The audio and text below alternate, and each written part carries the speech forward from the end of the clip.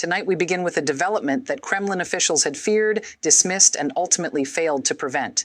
A series of strikes that unfolded not over weeks, but in mere days. Days that saw Russian fighter jets vaporized on the tarmac. Days that saw one of Russia's largest refineries shut down completely.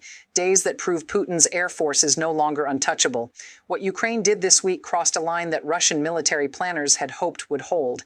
And when that line broke, Ukraine did not hesitate. They responded with precision, coordination, and devastating effectiveness. If you believe in karma, you're going to love what happened next. For 3 years now, there had been signals. Not from official channels, not from formal announcements, just signals that Ukraine was preparing something unprecedented. Russia has been dominant in the air, yes, but they have been arrogant in their dominance. Their jets have followed a certain routine, a predictability, almost a sense of invincibility. But what set off alarm bells in Russian command centers this week was that the routine meant nothing. Military analysts who monitor Ukrainian drone operations know the indicators: the increased production of long-range systems, the refined targeting capabilities, the improved coordination between intelligence and strike units, and the sudden silence before major operations. All of that had been building for months, and whenever Ukraine goes quiet, it means something is about to get very loud. Early this week, Russian air defense systems detected what they described as unprecedented drone activity, including swarms approaching targets that had not been struck in over 2 years. These are the kinds of operations that Ukraine only executes when they are signaling something very specific: capability, reach, or escalation. Russian commanders didn't know which category this fell into, or whether it fell into all three at once. But what they did know was that Ukraine was changing its posture. And when a military force shifts posture without warning, even by small measures, everyone pays attention. The Yanos oil refinery, located east of Moscow, was one of Russia's 5 largest. Putin had assumed Ukrainian drones couldn't reach it. He was wrong. The damage inflicted by Ukraine this week was not normal. It was not routine. It was not symbolic. It was systematic destruction. Source after source described Ukraine's strikes as precise, coordinated, and perhaps most importantly, impossible to prevent. But Russian air defense only works if it can intercept every threat. Ukraine made sure it couldn't. In fact, their operations this week were among the most devastating we've seen in this entire conflict. Here's what we know. Within hours of the initial strikes on December 12th, Ukraine had knocked out roughly 1/3 of the Yanos refinery's production capacity.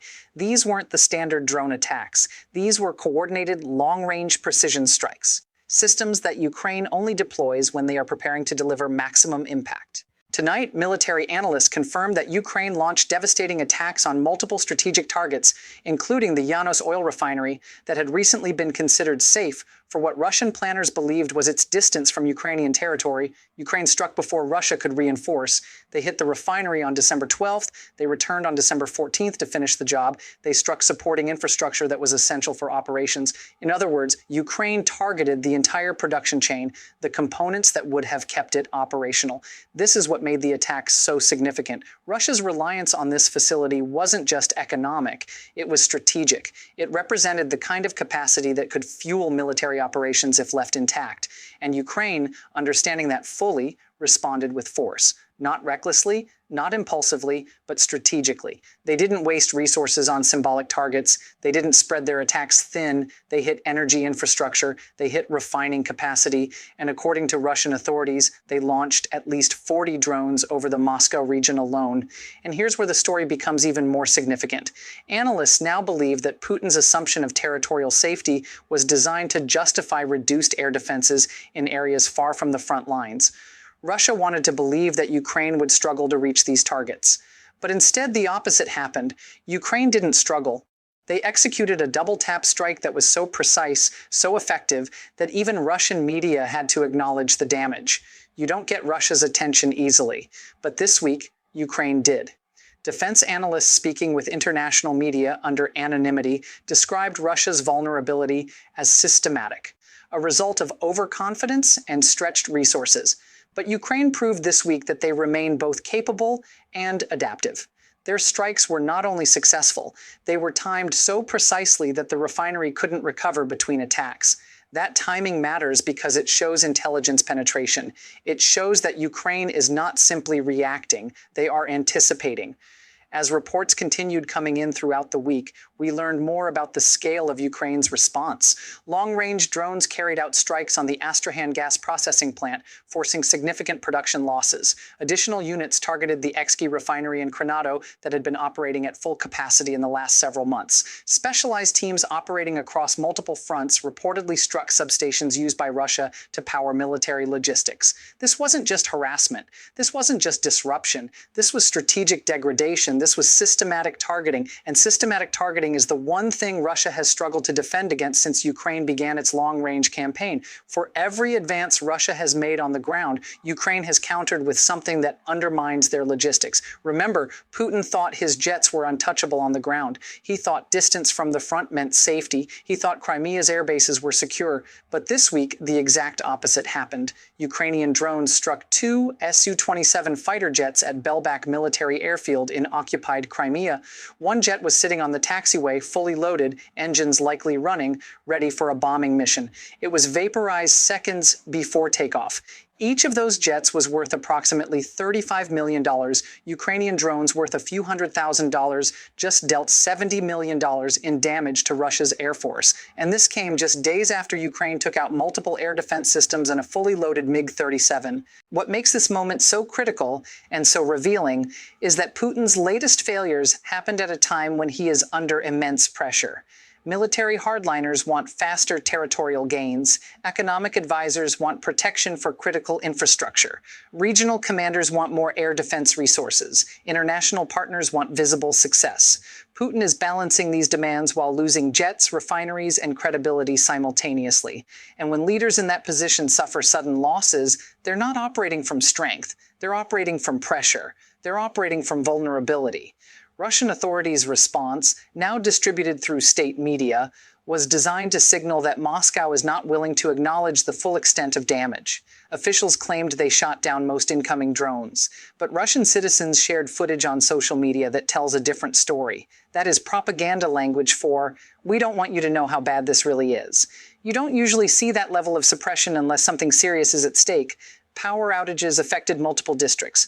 Refineries went offline, and the Astrahan plant, which processes around 3 million tons of petroleum products and produces sulfur used for military explosives, was struck directly. Meanwhile, Russian propagandists admitted something revealing on state television. They acknowledged that residents in occupied territories are on the edge of survival due to government extortion. Any company importing supplies or food must pay enormous fees. Prices for basic goods are so high that normal people cannot afford them. This is happening while these same people suffer through war and occupation. One propagandist said plainly, "Food prices are astronomical. I can't fathom how people manage to get by." These are not rhetorical observations. These are admissions from a system that understands its own exploitation. Here's what makes the situation even more concerning. Russia's latest rhetoric wasn't isolated to occupation economics. Along with exploitation of occupied populations, Russian TV hosts openly discussed eliminating Ukrainian civilians. Propagandists called Ukrainian citizens trash that needs to be cleaned up. State media increased dehumanizing language targeting Ukrainian cities. All of this happened within the same broadcast week. When Russian media moves multiple narratives at once, it means something larger is being normalized. Analysts are now considering several possibilities. One is that Russia is preparing psychological groundwork for intensified attacks on civilians. Another is that Russia is attempting to justify future atrocities through media conditioning. A third possibility, the one worrying officials the most, is that Russia is attempting to frame genocide as military necessity. But this week, Ukraine took initiative off the table. They didn't wait for Russian jets to complete their missions. They didn't allow refineries to continue fueling the war. They didn't let infrastructure support the invasion. They struck first.